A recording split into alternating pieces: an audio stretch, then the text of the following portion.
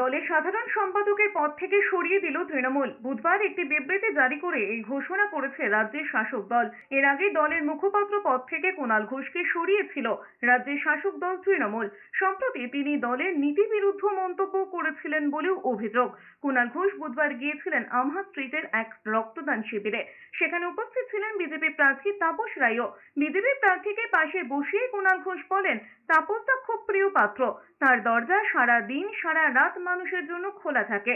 রাজনীতিবিদ তাপসদার একটা বড় ফ্যাক্টর হলো যখন তখন দলের কর্মীরা তাকে পান। প্রকাশ্যে প্রাক্তন তৃণমূল সাংসদের ঘোষণা, ভোটের প্রার্থী হিসেবে ব্যক্তিগতভাবে তাপসদাকে কোথাও 1 ইঞ্চি পিছনে রাখতে পারবেন না। এখানে কোনো দলের হয়ে মন্তব্য করব না, তবে জনপ্রতিনিধি হিসেবে, মানুষ হিসেবে তাপসদাকে একটিও পিছিয়ে রাখতে পারবেন না তিনি। দুর্ভাগ্যবশত বিপরীত দিকে তারা তাদের প্রার্থীর জন্য কাজ করবেন, তাপস রায়ের সহকর্মীরা তার জন্য কাজ করবেন, বাকিটা মানুষের উপর। রাজনীতির ময়দান আমরা একটা উল্টো দিকে পড়ে গেছি। বলে আপনারা যদি বলেন প্রার্থী, ভোটের প্রার্থী, আমি এখানে কোনো দলের মন্তব্য করতে চাই না।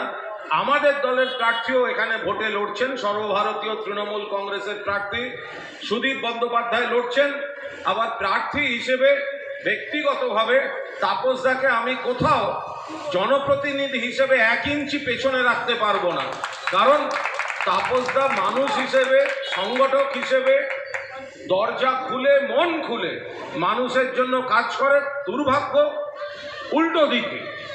যদিও এ প্রসঙ্গে কোনো মন্তব্য করতে চাননি তৃণমূলের অভিনেতা প্রার্থী দেব।